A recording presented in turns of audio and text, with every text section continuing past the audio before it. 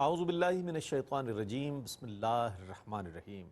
ناظرین محترم السلام علیکم ورحمۃ اللہ وبرکاتہ۔ میں ہوں آپ کا میزبان محمد رئیس احمد اور پیش کیا جا رہا ہے تلاوت قرآن کریم، ترجمہ اور تفسیر پر مشتمل پروگرام پیغام قرآن۔ الحمدللہ 27ویں پارے کا کل آغاز ہوا اور آج دوسرا ربع اس کا تلاوت کیا جائے گا، ترجمہ پیش کیا جائے گا اور تفسیر پیش کی جائے گی۔ آج انشاءاللہ سورۃ النجم کی بقیہ آیات کی تلاوت کی جائے گی، سورۃ القمر آج شامل ہوگی، اور وہ سورہ مبارکہ کہ جسے ہم ہمیشہ سنتے ہیں تو ایمان تازہ ہو جاتا ہے، سورہ رحمان انشاءاللہ آج اس کا آغاز بھی ہوگا، اس کا پہلا رکوع جو ہے تلاوت بھی کیا جائے گا، ترجمہ پیش کیا جائے گا اور تفسیر پیش کی جائے گی۔ تلاوت قرآن کریم کے لیے تشریف فرما ہیں قاری نعمان نعیمی۔ السلام علیکم ورحمۃ اللہ وبرکاتہ۔ وعلیکم السلام ورحمۃ اللہ۔ ناظرین محترم، ان آیات بینات کی تفسیر کے لیے تشریف فرما ہیں ممتاز و معروف عالم دین علامہ مفتی محمد اسماعیل نورانی صاحب۔ السلام علیکم ورحمۃ اللہ وبرکاتہ۔ وعلیکم السلام ورحمۃ اللہ۔ آئیے ناظرین، ثواب و نجات کے اس سفر پر ہم سب گامزن ہوتے ہیں، تلاوت قرآن کریم کی سعادت حاصل کر رہے ہیں قاری نعمان نعیمی۔ اعوذ باللہ من الشیطان الرجیم، بسم اللہ الرحمن الرحیم۔ وَلِلَّهِ مَا فِي السَّمَاوَاتِ وَمَا فِي الْأَرْضِ لِيَجْزِيَ الَّذِينَ أَسَاءُوا بِمَا عَمِلُوا وَيَجْزِيَ الَّذِينَ أَحْسَنُوا بِالْحُسْنَى۔ میں اللہ کی پناہ میں آتا ہوں شیطان مردود سے۔ اللہ ہی کے نام سے شروع کرتا ہوں جو نہایت رحم فرمانے والا بہت مہربان ہے۔ اور اللہ ہی کی ملکیت میں ہے جو کچھ آسمانوں میں ہے اور جو کچھ زمینوں میں ہے، تاکہ وہ ان لوگوں کو سزا دے جنہوں نے برے کام کیے اور ان لوگوں کو اجر دے جنہوں نے نیک کام کیے۔ الذين يجتنبون كبائر الإثم والفواحش إلا اللمم إن ربك واسع المغفرة هو أعلم بكم إذ أنشأكم من الأرض وإذ أنتم أجنة في بطون أمهاتكم فلا تزكوا أنفسكم هو أعلم بمن اتقى۔ جو لوگ کبیرہ گناہوں سے اور بے حیائی کے کاموں سے بچتے ہیں ماں سوا چھوٹے گناہوں کے، بے شک آپ کا رب وسیع مغفرت والا ہے اور وہ تمہیں خوب جاننے والا ہے۔ جب اس نے تم کو مٹی سے پیدا کیا تھا اور جب تم اپنی ماؤں کے پیٹوں میں پیٹ کے بچے تھے، سو تم اپنی پارسائی کا دعویٰ نہ کرو، اللہ متقین کو خوب جانتا ہے۔ أفرأيت الذي تولى وأعطى قليلا وأكدى أعنده علم الغيب فهو يرى أم لم ينبأ بما في صحف موسى۔ کیا پھر آپ نے اس شخص کو دیکھا جس نے پیٹھ پھیری اور تھوڑا سا مال دیا اور روک لیا؟ کیا اس کے پاس علم غیب ہے جو وہ دیکھ رہا ہے؟ کیا اسے اس چیز کی خبر نہیں ہوئی جو موسیٰ کے صحیفوں میں ہے؟ وإبراهيم الذي وفى ألا تزر وازرة وزر أخرى وأن ليس للإنسان إلا ما سعى وأن سعيه سوف يرى ثم يجزاه الجزاء الأوفى۔ اور جو ابراہیم کے صحائف میں ہے جنہوں نے وفا کی کہ کوئی بوجھ اٹھانے والا کسی دوسرے کا بوجھ نہیں اٹھائے گا، اور یہ کہ ہر انسان کو اسی کا عوض ملے گا جو اس نے عمل کیا، اور یہ کہ اس کا عمل ان قریب دیکھا جائے گا، پھر اس کو پورا پورا عوض دیا جائے گا۔ وَأَنَّ إِلَىٰ رَبِّكَ الْمُنتَهَىٰ وَأَنَّهُ هو أضحك وأبكى وأنه هو أمات وأحيا وأنه خلق الزوجين الذكر والأنثى اور یہ کہ آخر کار آپ کے رب کے پاس ہی پہنچنا ہے، اور یہ کہ اسی نے ہنسایا اور اسی نے رلایا، اور یہ کہ اسی نے مارا اور اسی نے زندہ کیا، اور یہ کہ اسی نے نر اور مادہ کے دو جوڑے پیدا کیے، من نطفة إذا تمنى وأن عليه النشأة الأخرى وأنه هو أغنى وأقنى وأنه هو رب الشعرى نطفے سے جب اس کو مادہ کے رحم میں ٹپکایا گیا، اور یہ کہ دوسری زندگی دینا اسی کے ذمے ہے، اور یہ کہ اسی نے غنی کیا اور مال دیا، اور یہ کہ شعرا ستارے کا وہی رب ہے، وأنه أهلك عادا الأولى وثمود فما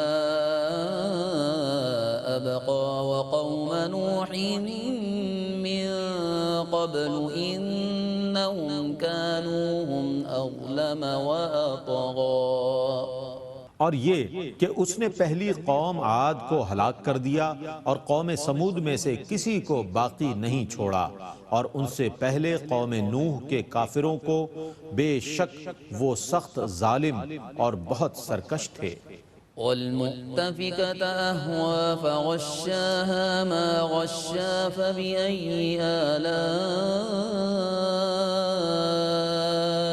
ربك تتمارى اور قوم لوط کی پلٹائی ہوئی بستیوں کو اوپر سے نیچے پھینک دیا تو سنگریزوں کی بارش نے ان کو ڈھانپ لیا، جس نے ڈھانپ لیا پس اے مخاطب تو اپنے رب کی کون کون سی نعمتوں میں شک کرتا رہے گا۔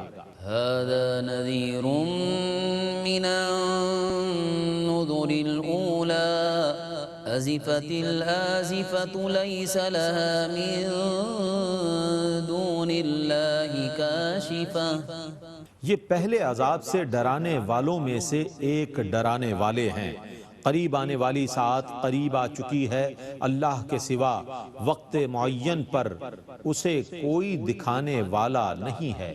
أفمن هذا الحديث تعجبون وتضحكون ولا تبكون وأنتم سامدون فاسجدوا لله واعبدوا تو کیا تم اس کلام پر تعجب کرتے ہو اور تم ہنستے ہو اور روتے نہیں ہو اور تم کھیل کود میں پڑے ہو، سو اللہ کے لیے سجدہ کرو اور اس کی عبادت کرو۔ بسم الله الرحمن الرحيم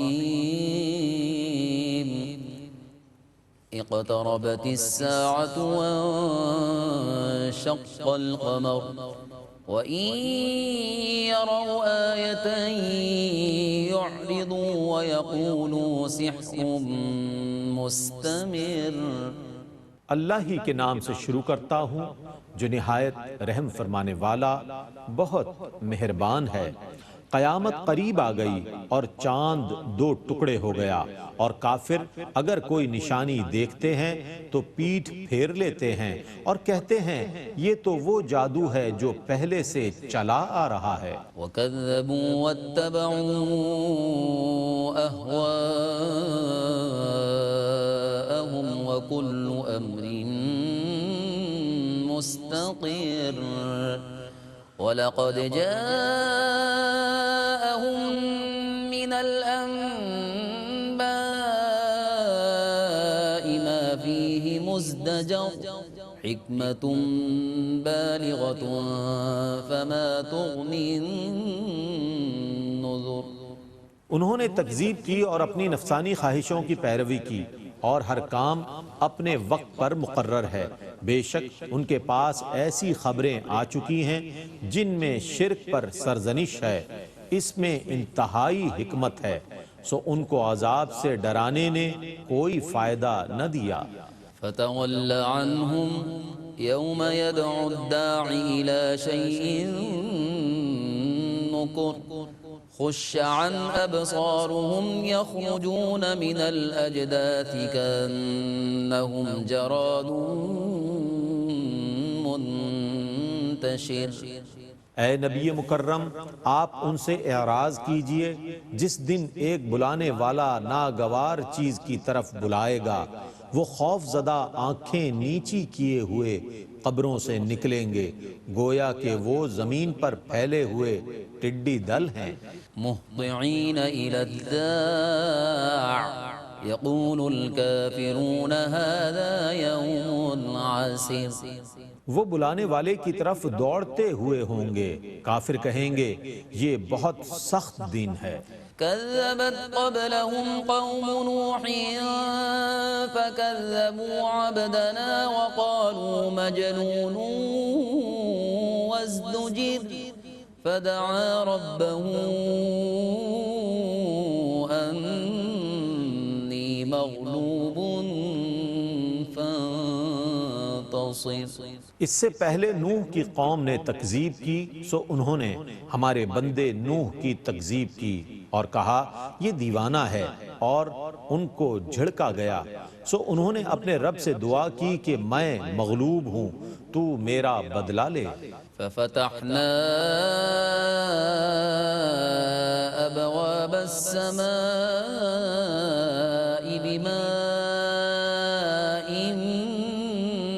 منهمر وفجرنا الأرض عيونا فالتقى الماء على أمر قد قدر۔ سو ہم نے موسلا دھار بارش سے آسمانوں کے دروازے کھول دیے اور ہم نے زمین سے چشمے جاری کر دیے، سو دونوں پانی اس چیز کے لیے جمع ہو گئے جو ان کے عذاب کے لیے مقدر کی گئی تھی۔ وحملناه على ذات ألواح ودسر تجري بأعيننا جزاء لمن كان كفر۔ اور ہم نے نوح کو تختوں اور میخوں والی کشتی پر سوار کر دیا جو ہماری آنکھوں کے سامنے چل رہی تھی، ان کی سزا کے لیے جنہوں نے کفر کیا تھا۔ وَلَقَدْ تَرَكْنَاهَا آيَةً فَهَلْ مِن مُدَّكِرٍ فَكَيْفَ كَانَ عَذَابِي وَنُذُرِ وَلَقَدْ يَسَّرْنَا الْقُرْآنَ لِلذِّكْرِ فَهَلْ مِن مُدَّكِرٍ۔ اور بے شک ہم نے اس کو نشانی بنا کر چھوڑا، تو ہے کوئی نصیحت قبول کرنے والا؟ تو کیسا تھا میرا عذاب اور کیسا تھا میرا ڈرانا، اور بے شک ہم نے نصیحت کے حصول کے لیے قرآن کو آسان کر دیا ہے، تو ہے کوئی نصیحت قبول کرنے والا؟ كذبت عاد فكيف كان عذابي ونذر إنا أرسلنا عليهم ريحا صرصرا في يوم نحس مستمر تنزع الناس كأنهم أعجاز نخل فكيف كان عذابي ونذر وَلَقَدْ يَسَّرْنَا الْقُرْآنَ لِلذِّكْرِ فَهَلْ مِن مُدَّكِرٍ۔ عاد نے تکذیب کی تو کیسا تھا میرا عذاب اور کیسا تھا میرا ڈرانا، بے شک ہم نے ان پر تیز و تند مسلسل چلنے والی آندھی منحوس دن میں بھیجی جو ان کو اٹھا کر زمین پر اس طرح مارتی تھی جیسے وہ جڑ سے کٹے ہوئے کھجور کے تنے ہیں۔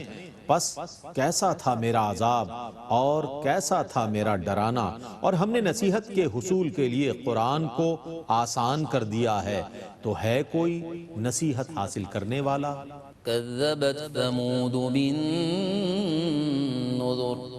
فقالوا أبشرا منا واحدا نتبعه إنا إذا لفي ضلال وسعر۔ سمود نے عذاب سے ڈرانے والے رسولوں کی تکذیب کی، سو انہوں نے کہا کیا ہم اپنی جنس میں سے ایک بشر کی پیروی کریں؟ بے شک پھر تو ہم ضرور گمراہی اور دیوانگی میں ہوں گے۔ ألقي الذكر عليه من بيننا بل هو كذاب أشر سيعلمون غدا من الكذاب الأشر۔ کیا ہم میں سے صرف انہی پر وحی نازل کی گئی ہے؟ بلکہ وہ بہت بڑے جھوٹے متکبر ہیں۔ ان قریب کل انہیں معلوم ہو جائے گا کہ کون بڑا جھوٹا متکبر ہے۔ إنا مرسل الناقة فتنة لهم فارتقبهم واصطبر ونبئهم أن الماء قسمة بينهم كل شرب محتضر۔ ہم ان کی آزمائش کے لیے ایک اونٹنی بھیجنے والے ہیں، پس اے صالح آپ ان کے انجام کا انتظار کیجئے اور صبر سے کام لیجئے، اور آپ انہیں بتا دیجئے کہ ان کے اور اونٹنی کے درمیان پانی تقسیم کیا ہوا ہے، ہر ایک اپنے پانی کی باری پر حاضر ہوگا۔ فنادوا صاحبهم فتعاطى فعقر فكيف كان عذابي ونذر۔ إنا أرسلنا عليهم صيحة واحدة فكانوا كهشيم المحتضر ولقد يسرنا القرآن للذكر فهل من مدكر۔ سو انہوں نے اپنے صاحب کو پکارا تو اس نے اونٹنی کو پکڑ کر اس کی کونچیں کاٹ دیں، پس کیسا تھا میرا عذاب اور کیسا تھا میرا ڈرانا۔ بے شک ہم نے ان پر ایک ہولناک آواز بھیجی تو وہ باڑ بنانے والے کی روندی ہوئی گھاس کی طرح چورا چورا ہو گئے، اور بے شک ہم نے حصول نصیحت کے لیے قرآن کو آسان کر دیا ہے، تو ہے کوئی نصیحت حاصل کرنے والا؟ كذبت قوم لوط بالنذر۔ إنا أرسلنا عليهم حاصبا إلا آل لوط نجيناهم بسحر نعمة من عندنا كذلك نجزي من شكر۔ لوط کی قوم نے عذاب سے ڈرانے والے رسولوں کی تکذیب کی، بے شک ہم نے ان پر پتھر برسائے ما سوا آل لوط کے، ہم نے ان کو سحری کے وقت بچا لیا، یہ ہماری طرف سے احسان تھا، اور ہم شکر کرنے والوں کو یوں ہی اجر دیتے ہیں۔ وَلَقَدْ أَنذَرَهُمْ بَطْشَتَنَا فَتَمَارَوْا بِالنُّذُرِ وَلَقَدْ رَاوَدُوهُ عَنْ ضَيْفِهِ فَطَمَسْنَا أَعْيُنَهُمْ فَذُوقُوا عَذَابِي وَنُذُرِ۔ اور بے شک لوط نے انہیں ہماری گرفت سے ڈرایا تھا تو انہوں نے ان کے ڈرانے میں شک کیا، اور بے شک انہوں نے لوط سے ان کے مہمانوں کو طلب کیا تو ہم نے ان کی آنکھیں اندھی کر دیں، پس میرے عذاب اور میرے ڈرانے کا مزہ چکھو۔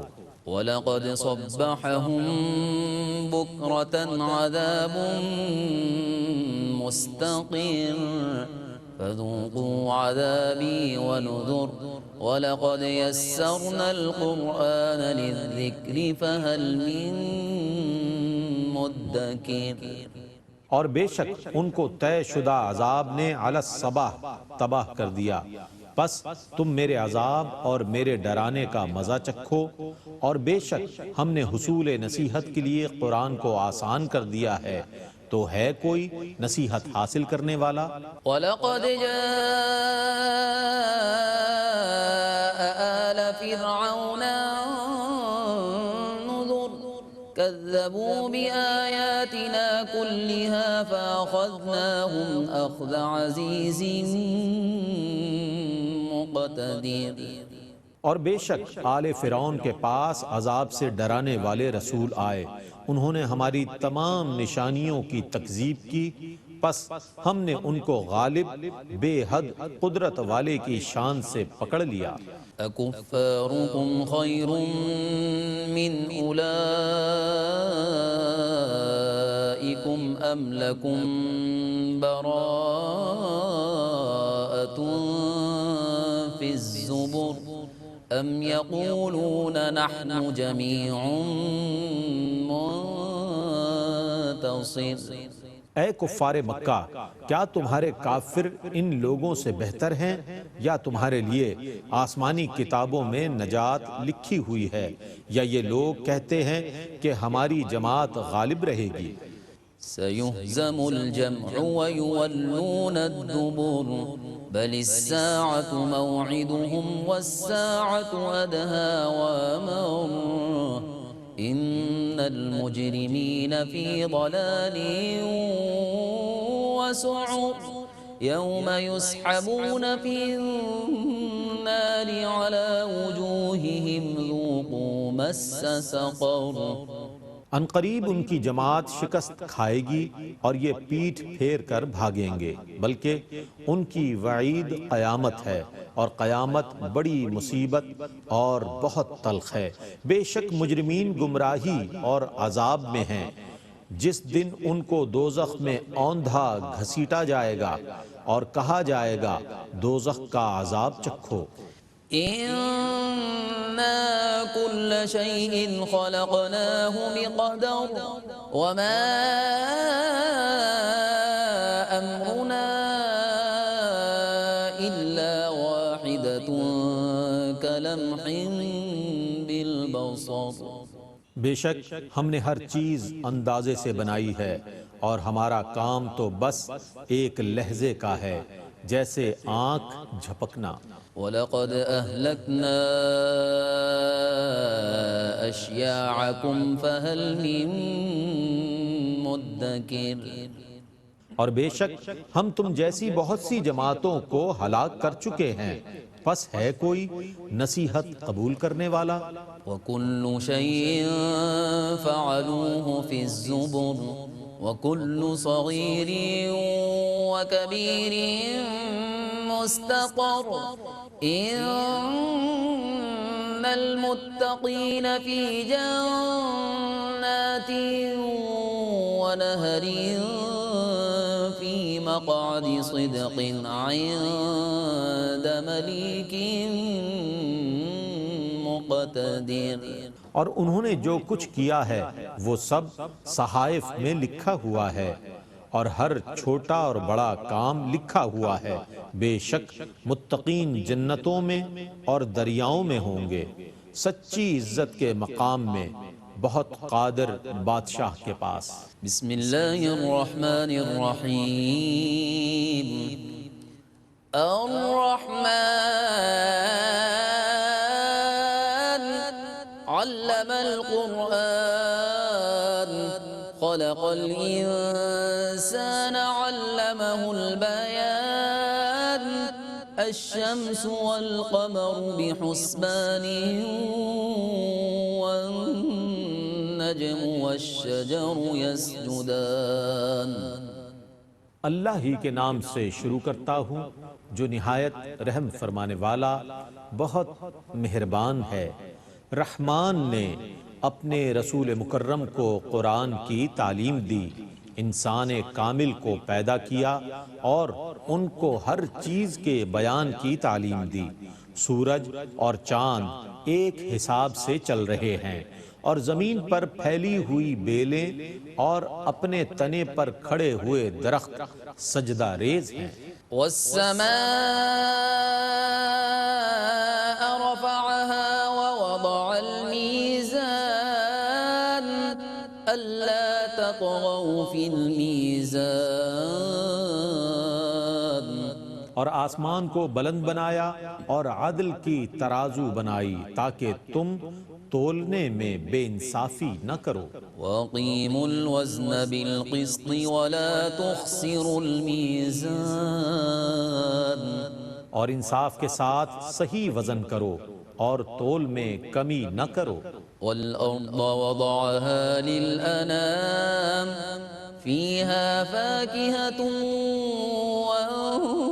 وَالنَّخْلُ ذَاتُ الْأَكْمَامِ وَالْحَبُّ ذُو الْعَصْفِ وَالرَّيْحَانُ فَبِأَيِّ آلَاءِ رَبِّكُمَا تُكَذِّبَانِ اور اس نے لوگوں کے لیے زمین کو نیچے بنایا اس میں پھل ہیں اور قدرتی غلاف والی کھجوریں ہیں اور بھوسے والا غلہ ہے اور خوشبودار پھول ہیں پس اے جن اور انس تم اپنے رب کی کون کون سی نعمتوں کو جھٹلاؤ گے خلق الإنسان من صلصال كالفخار وخلق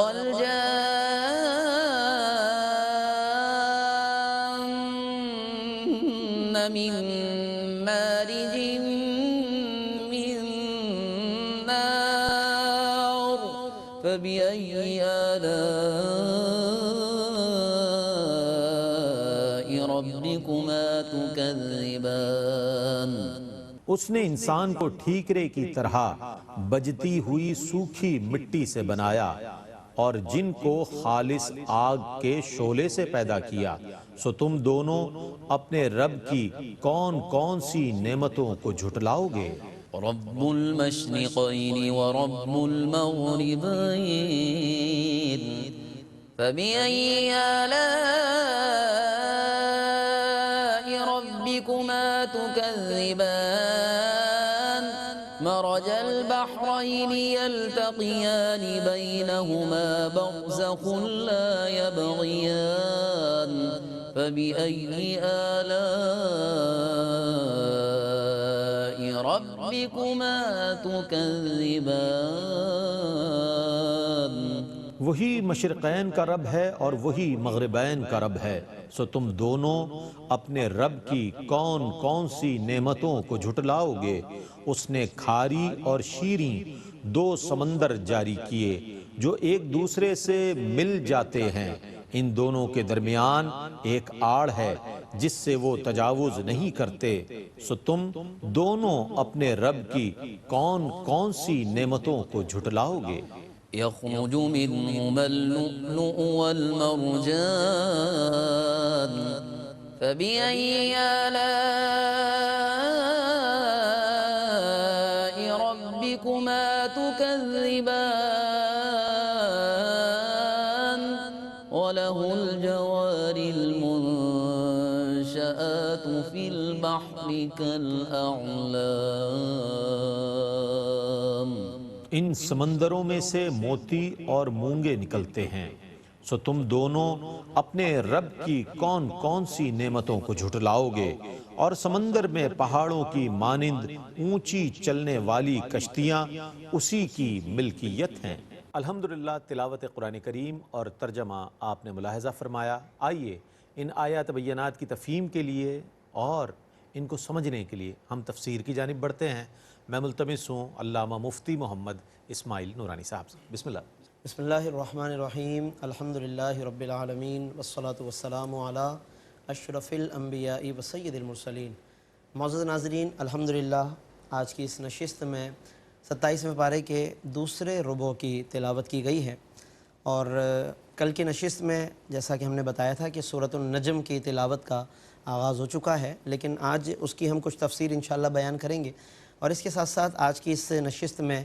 سورۃ القمر کی تلاوت بھی کی گئی ہے اور سورۃ الرحمن کا کچھ حصہ تلاوت کیا گیا ہے سورۃ النجم ناظرین قرآن کریم کی بہت ہی معروف سورت ہے اور چونکہ پہلے ہی لفظ میں والنجم ہے اس لیے سورت کا نام اسی لفظ پر النجم رکھا گیا ہے 62 آیتیں ہیں اور 3 رکوع پر مشتمل یہ سورت ہے یہ جو ابتدائی کچھ آیتیں ہیں ناظرین اس میں اللہ رب العالمین نے محبوب مکرم صلی اللہ علیہ وسلم کا مقام و مرتبہ بیان فرمایا ہے اور خاص اس تناظر میں بیان فرمایا کہ جب کہ کفار قریش بات بات پر آقا دو جہاں صلی اللہ علیہ وسلم سے اختلاف کرتے تھے، لڑائی کرنے پر آمادہ ہوتے تھے اور الزام تراشیاں کیا کرتے تھے، اللہ رب العالمین نے اس موقع پر ان آیات کو نازل فرما کر جہاں ایک طرف کفار قریش کو جواب دیا ہے اور انہیں ان الزامات سے باز رہنے کی تاکید فرمائی ہے، وہیں پر آپ صلی اللہ علیہ وسلم کے قلب مبارک کے لیے ایک عظیم تسلی کا اللہ رب العالمین نے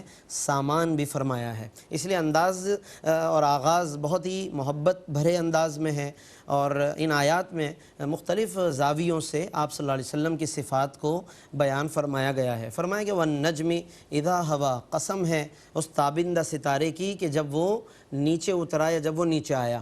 یہاں پر ناظرین النجم کا لفظ استعمال کیا گیا ہے، عام طور پر اس سے ستارہ مراد لیا جاتا ہے، اور اس کے علاوہ قرآن کریم کا کچھ وہ حصہ کہ جو نازل ہو چکا ہو اس کو بھی عربی میں نجم کہا جاتا ہے۔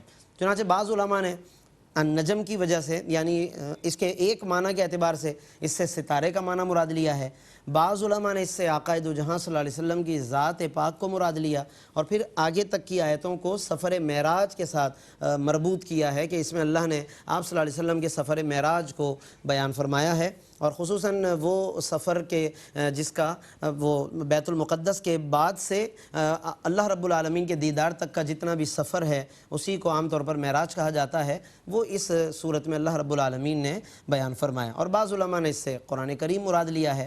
یہ مختلف اقوال ہیں۔ علماء مفسرین نے اس مقام پر حضرت امام جعفر صادق رحمۃ اللہ علیہ کا ایک بہت ہی عمدہ قول بیان کیا ہے۔ وہ فرماتے ہیں کہ النجم، یہ جو اللہ رب العالمین نے فرمایا چمکتے ستارے کی قسم، فرماتے ہیں کہ هو النبی صلی اللہ علیہ وسلم، کہ چمکتے ستارے کون ہیں؟ وہ حضرت محمد مصطفیٰ صلی اللہ علیہ وسلم کی ذات گرامی ہیں، اور آگے فرمایا اذا ہوا، جب کہ وہ نیچے اترے، تو حضرت امام جعفر صادق اس کی تشریح کرتے ہیں کہ وہ ہویہ نزولہ من السماء لیلۃ المعراج، فرمایا کہ اس سے مراد آپ صلی اللہ علیہ وسلم کا شب معراج واپس تشریف لانا ہے، یعنی اللہ رب العالمین نے نہ صرف حضور کے آنے کی اداؤں کو پسند کیا بلکہ جب وہ محبوب جا رہا تھا فرمایا ان جانے کی اداؤں کی قسم۔ یہ اللہ رب العالمین نے بہت خوبصورتی کے ساتھ گویا کہ اس سفر کو بیان کیا ہے، اور پھر میں نے عرض کیا کہ یہ صفات بیان کر کے جہاں ایک طرف آپ صلی اللہ علیہ وسلم کی قلب مبارک کی تسلی ہے، وہاں کفار کو جواب بھی ہے، اس لیے فرمایا اگلی آیت میں ما ضل صاحبکم وما غوا، کہ تمہارے ساتھ یہ بیٹھنے والا، تمہارے گرد و پیش رہنے والا یہ شخص، اور یہ شخص کریم نہ تو کبھی راہ حق سے بھٹکا ہے، وما غوا، اور نہ کبھی بہکا ہے۔ یہ یہاں دیکھیے صاحبکم فرمایا، حضور کو ان کفار کا صاحب اور مصاحب قرار دیا، ساتھ اٹھنے بیٹھنے والا، یعنی یہ کوئی انوکھا رسول نہیں کہ اچانک کہیں سے اعلان کیا ہو، آ کر تمہارے علاقے میں رہائش پذیر ہو کر تمہیں ایک نئے دین کی طرف لے جانا یہ وہ ہے کہ جس کا اٹھنا بیٹھنا، کھانا پینا، آبائی پس منظر، گھر، خاندان، سب پہلے سے تمہیں پتا ہے، تو آج اچانک آ کر انکار کس بات کا ہے؟ کل تک تم ہی تو صادق و امین کہتے تھے نا، تم ہی تو کہتے تھے سچے ہیں، امانت دار ہیں، آج کیا ہوا کہ تم انکار کر رہے ہو؟ فرمایا ما ضل صاحب، یہ بہت پیارا انداز ہے، وما ينطق عن الهوى، یہ اپنی مرضی سے کچھ نہیں بولتے، یہ میرے نبی ہیں، میرے رسول ہیں، یہ اپنی مرضی سے نہیں بولتے، ان هو الا وحی یوحى، یہ جو کچھ بولتے ہیں وہ وحی الہی ہوتی ہے کہ جو ان کی طرف نازل کی جاتی ہے۔ اور پھر اس کے بعد ناظرین اور بھی کچھ صفات بیان کی گئی کہ آقا دو جہاں صلی اللہ علیہ وسلم کن مقامات و مراتب پر فائز ہوئے، پھر اللہ نے کس طرح سے آپ صلی اللہ علیہ وسلم پر اس رات وحی فرمائی، حضور کی بصارت کا کمال بھی دیکھیے، اللہ رب العالمین آیت 17 میں فرماتا ہے ما زاغ البصر وما طغى، فرمایا کہ محبوب صلی اللہ علیہ وسلم کی نگاہیں نہ تو درماندہ ہوئیں، وما طغى، اور نہ حد ادب سے آگے بڑھی، یعنی جب دیدار کیا تو اس شان کے ساتھ کیا ہے کہ نہ نگاہیں ادھر سے ادھر ہوئی اور نہ حد ادب سے آگے بڑھی ہیں، بہت ادب کے ساتھ، بہت تعظیم کے ساتھ، بہت اکرام کے ساتھ آقا دو جہاں صلی اللہ علیہ وسلم نے رب کائنات کا دیدار کیا ہے۔ اس پر پھر علماء نے دیدار الہی کے ایک بحث کو تفاسیر کے اندر بیان فرمایا ہے، اور وہ ظاہر ہے کہ بہت تفصیل کے ساتھ کتابوں میں موجود ہے۔ پھر اس کے علاوہ کفار کا رد کرنے کے لیے ان کے خاص سوچ کو بیان کیا کہ وہ ویسے تو بیٹیوں کو پسند نہیں کرتے تھے، لیکن جب انہوں نے اللہ کی طرف اولاد کی نسبت کی، حالانکہ اللہ تعالیٰ اولاد سے پاک ہے، اللہ اولاد سے پاک ہے، لیکن ان کفار نے جب اولاد کی نسبت کی اللہ کی طرف، تو اللہ کی طرف بیٹیوں کی نسبت کر دی، تو اس کا رد کیا کہ یہ کیسی عجیب بات ہے کہ کیسی تقسیم ہے تمہاری یہ کہ تمہاری اپنے لیے اولاد کی بات آئے تو بیٹیوں کو ناپسند کرتے ہو، اور اللہ جو کہ پاک ہے اگر تمہیں اس کی طرف جب نسبت دینا ہی تھی، تمہیں اگر نسبت دینا تھی تو اگرچہ اللہ رب العالمین پاک ہے تو بیٹوں کا انتخاب بھی تم کر سکتے تھے، لیکن تم نے بیٹیوں کی نسبت کی اللہ کی طرف۔ لیکن اللہ رب العالمین ان تمام چیزوں سے پاک ہے، اور اس سے ان کی اس سوچ کو اللہ رب العالمین نے بیان فرمایا۔ پھر اس کے علاوہ یہاں پر کچھ نیک لوگوں کے اوصاف بھی اللہ رب العالمین نے بیان فرمایا۔ نیک لوگوں کی صفات کیا ہوتی؟ آج ہم نیک کہہ دیتے ہیں، کوئی دعویٰ بھی کر لیتے ہیں، تو نیک پھر قرآن ہمیں بتائے گا نا کہ نیک کیسا ہونا چاہیے۔ اللہ فرماتا ہے کہ الذین یجتنبون کبائر الاثم، جو کبیرہ گناہوں سے بچنے والے ہوں، والفواحش، بے حیائی کے کاموں سے بچنے والے ہوں، الا اللمم، شاذ و نادر کوئی کام ان سے سرزد ہو جائے مگر اس پر بھی وہ قائم نہ رہیں بلکہ پھر اللہ کے حضور توبہ کریں۔ ان ربک واسع المغفرہ، بے شک آپ کا رب بہت وسیع بخشش فرمانے والا ہے۔ اچھا، اور میں نے جو عرض کیا کہ بعض لوگ دعویٰ بھی کر لیتے، اپنے آپ کو نہ جانے کیا کچھ بنا کر پیش کرنے کی لوگوں میں بڑی خواہشات مچلتی رہتی ہیں۔ فرمایا قرآن نے کتنا خوبصورت انداز ہے، فلا تزکوا انفسہم، اپنی تعریفیں نہ کیا کرو، اپنے آپ کو زیادہ بڑھا چڑھا کے پاکیزہ کر کے بیان نہ کیا کرو۔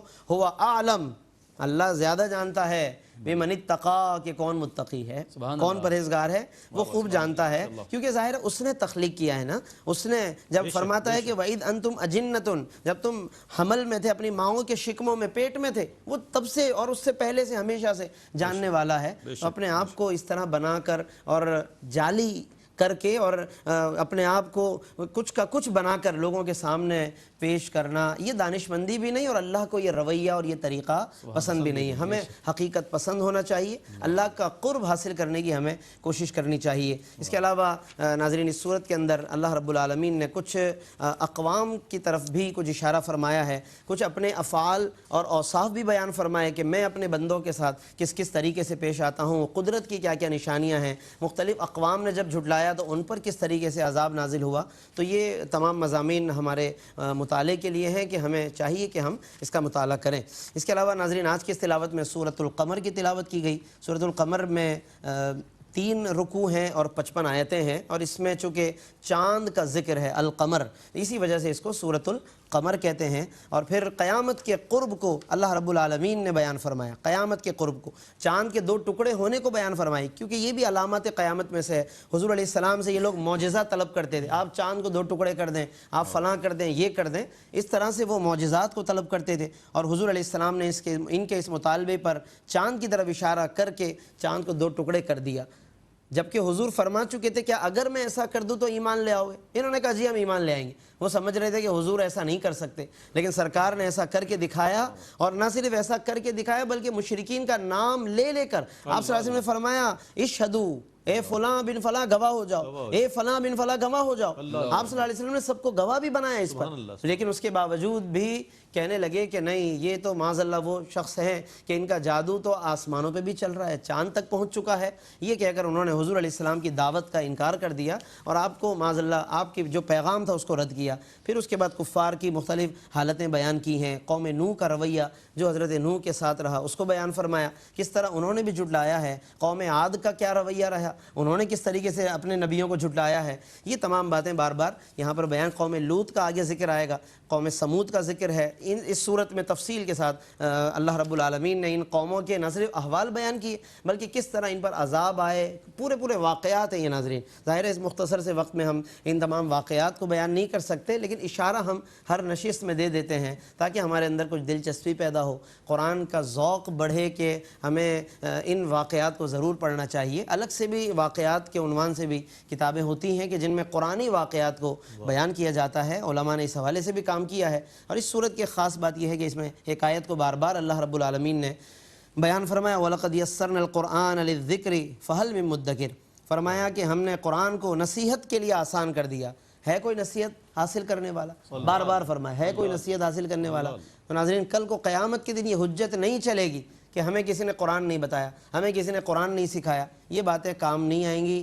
آج ہمیں ضرورت ہے کہ ہم اس پیغام کو سنیں اور اس کی طرف ہم توجہ دیں. یہ اللہ رب العالمین نے اس میں بار بار بیان فرمایا. پھر اس کے علاوہ یہ کہ ہماری تمام کام لکھے جا رہے ہیں. وَكُلُّ شَيْءٍ فَعَلُوهُ فِي الزُّبُرِ, جو بھی کام ہیں وہ سب کے سب صحیفوں میں موجود ہیں. وَكُلُّ صَغِيرٍ وَكَبِيرٍ مُسْتَطَرٍ, ہر چھوٹی بڑی چیز لکھی جا رہی ہے. تو بہت احتیاط کی ضرورت ہے. آج ہم دنیا والوں سے ڈرتے ہیں کہ کچھ چیزیں ہماری لوگوں کو پتہ نہ چل جائیں, اس کو فلاں کو پتہ نہ چل جائیں, لیکن اللہ کے ہاں سب چیزیں محفوظ ہیں. ان ملیک مقتدر, اللہ تبارک و تعالیٰ کے پاس ساری چیزیں محفوظ بھی ہیں اور وہاں اس کے ہاں اصل مقامات و مراتب ہیں. اور اس کے ساتھ ساتھ اختتام پر بس عرض کروں گا کہ سورۃ الرحمن کی تلاوت کی گئی ہے, لیکن چونکہ ناظرین یہ سلسلہ سورۃ الرحمن کی تلاوت کا بھی جاری ہے, کچھ حصہ ابھی پڑھا گیا ہے. کل کی نشست میں انشاءاللہ سورۃ الرحمن کی تلاوت بھی مکمل ہوگی, سورۃ الواقعہ کی تلاوت بھی انشاءاللہ مکمل ہوگی. تو انشاءاللہ کل کے درس میں سورۃ الرحمن اور سورۃ الواقعہ ان دو صورتوں پر انشاءاللہ گفتگو کرنے کی سعادت حاصل کریں گے. اللہ رب العالمین ہم سب کو ان تمام مضامین سے کہ فیوز و برکات حاصل کرنے کی توفیق عطا فرمائے. آمین وآخر دعوانا ان الحمدللہ رب العالمین. جزاک اللہ مفتی صاحب, بہت خوبصورت اور ایسا سمجھانے والا انداز کہ ایک ایک لفظ سننے اور دیکھنے والوں کے سمجھ آ جائے. الحمدللہ بیان فرما رہے تھے مفتی محمد اسماعیل نورانی صاحب. ناظرین محترم, اس طور پر آج 27ویں پارے کا دوسرا ربع مکمل ہوا. آج الحمدللہ سورۃ القمر کی آیات بینات تلاوت کی گئیں اور ماشاءاللہ سورۃ الرحمن کی ابتدائی آیات اور اس کی تفسیر پیش کی گئی. انشاءاللہ کل اسی سلسلے کو مزید آگے لے کر چلیں گے. اللہ تعالیٰ سے دعا ہے کہ اللہ تعالیٰ قرآن کریم کا پڑھنا سننا اپنی بارگاہ میں قبول فرمائے اور قرآن کریم کا فیضان آپ کو اور ہم سب کو نصیب فرمائے. اس کے ساتھ ہی اپنے میزبان محمد رئیس احمد کو اجازت دیجیے. اللہ حافظ.